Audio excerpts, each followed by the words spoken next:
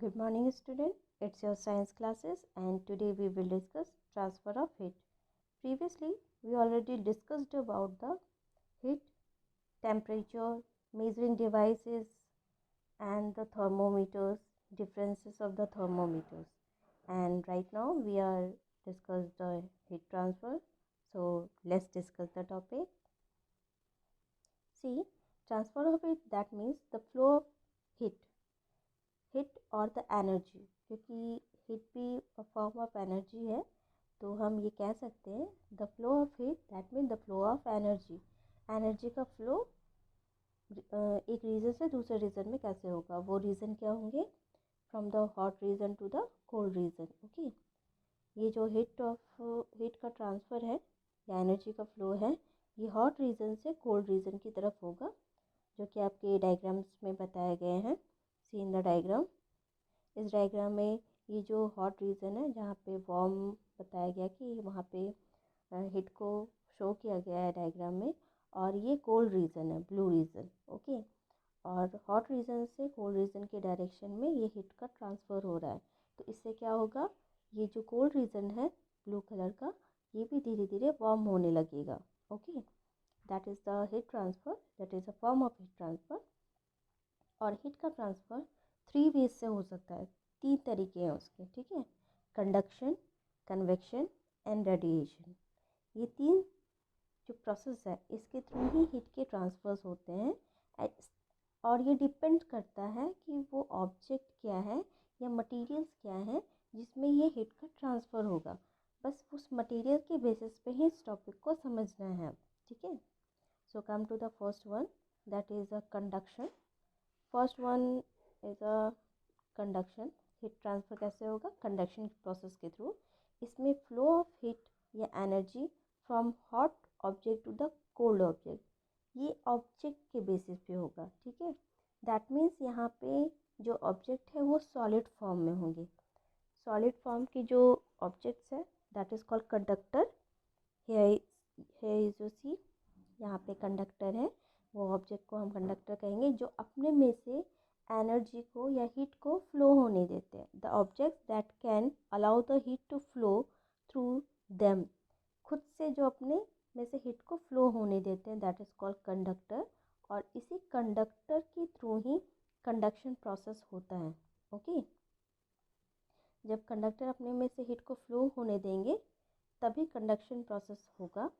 इससे क्या होगा, जो कंडक्टर या फिर जो ऑब्जेक्ट है वो अगर वार्म होगा तो वो कोल्ड ऑब्जेक्ट में इस हीट को ट्रांसफ़र कर सकेगा। I repeat it again, hot object है एंड द कोल्ड ऑब्जेक्ट है, तो ये हॉट ऑब्जेक्ट जो गर्म हुआ है दैट इज़ कॉल्ड कंडक्टर, और वही कंडक्टर दूसरे ऑब्जेक्ट्स में इस हीट को ट्रांसफ़र करेगा। और यहाँ पे एग्जांपल्स बताए हुए हैं, that is copper, gold, aluminium, ये कुछ एग्जांपल्स हैं, और भी बहुत सारे एग्जांपल्स होते हैं। तो आप इस चीज़ को ऐसे भी समझ सकते हो, जस्ट लाइक आप किसी गैस स्टोव पे बर्तन को रखे हो और वो बर्तन धीरे धीरे वार्म हो रहा है, ठीक है। अगर आप उस पर एक स्पून रख दो तो वो भी धीरे धीरे गर्म होने लगेगा। आप जब उसे टच करके देखोगे उस स्पून को तो you have to feel warm, आपको गर्म फील होगा। इससे आप समझ सकते हो कि यहाँ पे हीट का ट्रांसफ़र हो रहा है। ये कुछ एग्जांपल्स हैं, लेकिन you have to feel secure. आप इस चीज़ को प्रिकॉशंस के साथ करना, किसी बड़े के साथ, ठीक है। That is called conductor and conduction. And the insulator is another type, जो अपने में से हीट को फ्लो नहीं होने देते हैं।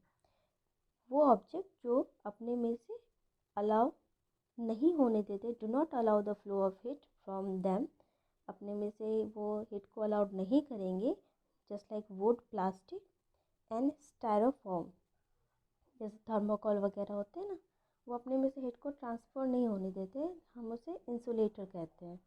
वो इंसुलेट कर लेते हैं, अपने आप को अलग कर लेते हैं, ठीक है। तो इंसुलेटर्स कंडक्शन में हेल्प नहीं कर सकते हैं, कंडक्टर सिर्फ हेल्प करेंगे। ना come to the second one, convection. Convection का क्या मतलब है, ये जो हीट का ट्रांसफ़र है, इसमें ट्रांसफ़र ऑफ हीट इसमें जो हो रहा है वो लिक्विड फॉर्म में होगा या गैसेस फॉर्म में, ठीक है। इन्वायरमेंट में 3 मैटर्स है, solid, liquid and gas. Solid में जो हीट ट्रांसफ़र होता है वो कंडक्टर के थ्रू होता है, कंडक्शन के थ्रू होता है, और उस ऑब्जेक्ट को कंडक्टर कहेंगे हम। और कन्वेक्शन जो है वो लिक्विड में होगा और गैसेस फॉर्म्स में होंगे, ओके। यहाँ पे गैसेस फॉर्म्स और लिक्विड फॉर्म्स में जो हीट का ट्रांसफ़र हो रहा है, फर्स्टली ना फर्स्ट लेयर हीट होता है, ठीक है। हीट गेट हीटेड फर्स्ट, सबसे पहले फर्स्ट वो गर्म करना स्टार्ट करेंगे। और गर्म करने के बाद जैसे फर्स्ट लेयर यहाँ पे डायग्राम में आप देखो, ये फर्स्ट लेयर है, इसे उस जब वो स्टोव के ऊपर रखते हैं, हीट करते हैं, तो ये फर्स्ट लेयर को पहले हीट करता है, ओके।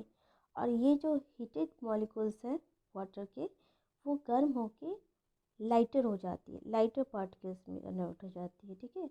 हल्की हो जाएंगी तो हल्की हवा हो या लिक्विड के फॉर्म्स या वेपर के फॉर्म्स, वो ऊपर की तरफ उठते हैं, ठीक है। जब वो ऊपर की तरफ जाएंगे तो ऊपर का जो कोल्ड वाटर है वो नीचे की तरफ आएगा और उसका प्लेस लेगा। इस तरह से सर्कुलर वे में ये प्रोसेस चलता रहेगा और धीरे धीरे ये पूरा का पूरा वाटर वार्म हो जाएगा। ये अपवर्ड मूव करेंगे and then cold water goes downward and then upward, downward. ये प्रोसेस चलता रहेगा अनटिल एंड अनलेस ये पूरा का पूरा वाटर वार्म हो जाएगा, ठीक है।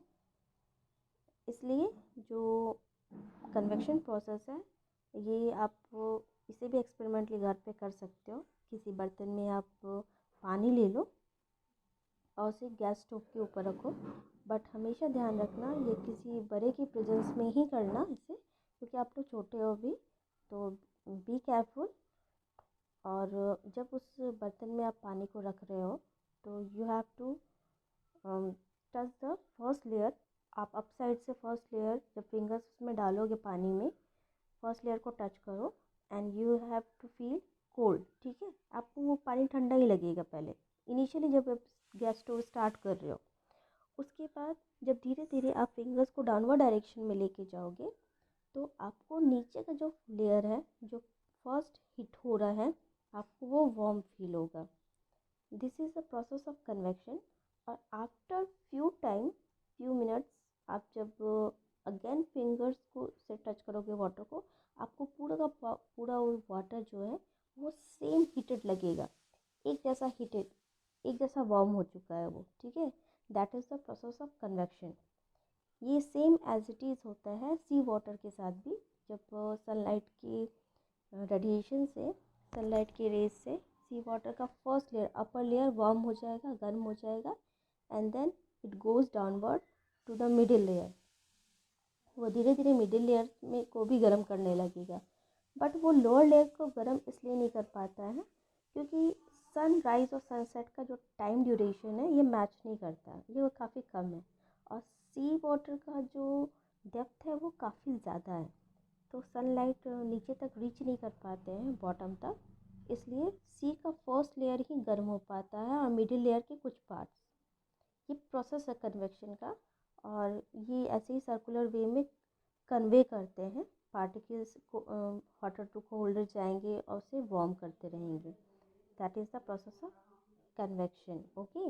It is a second point and we come to the third point, it's a radiation. Radiation Radiation is a third type of process of heat transfer in the form of wave, ठीक है। ये wave के form में पूरे areas को warm करता है। For example आपको डायग्राम में दिख रहा होगा कि कैसे जो वुड लॉग है उसे जब जलाया जा रहा है तो हम उसके रेडिएशन से हाथ को अपने गर्म करते हैं, जैसे ठंड के रीज़न में करते हैं ना, हम हाथों को सेकते हैं, वैसे ही यहाँ पे ये एग्जांपल बताया गया है। और इस चीज़ को आप कैंडल से भी एक्सपेरिमेंटली कर सकते हो कि जब आप कैंडल को जलाओगे ना तो आप उसके आसपास हाथ रखोगे तो आपको वार्म फील होगा। That is the process of radiation. उस फ्लेम से, कैंडल के फ्लेम से वेव्स निकलती हैं जो आपके हाथों को गर्म करेगी। आप इस एक्सपेरिमेंट को दूसरी तरह से भी कर सकते हो, जैसे येलो बल्ब होते हैं ना 60 वाट वाले, आज के डेट में तो सब एलईडी यूज़ कर रहे हैं, बट वो जो 60 वाट का बल्ब होता है ना, जब आप उसको जलाओगे ना, आप कुछ टाइम के बाद जब उसके आसपास अपने हाथ को रखोगे, you have to feel same same radiation और सेम वेव फील करोगे, जिसकी वजह से ये जिसकी वजह से जो वार्म फील हो रहा है वो रेडिएशन आपका हाथ गर्म होगा। सीधा अनदर एग्जांपल कि सन जो है वो हमारे अर्थ को भी धीरे धीरे ऐसे ही वार्म करता है। सनराइज़ के समय उसका रेडिएशन थोड़ा लो रहता है, वो धीरे धीरे जैसे ही अप साइड डायरेक्शन में जाएगा और वो धीरे धीरे हमारे अर्थ को भी ऐसे ही वार्म करेगा, जिसकी वजह से फोटोसिंथेसिस प्रोसेस प्लांट कर पाएंगे। Okay, so these are the points of the transfer of heat, and these 3 points you have to note down and clear the logics and do experiments related to these threes are. So keep study and be healthy. Thank you.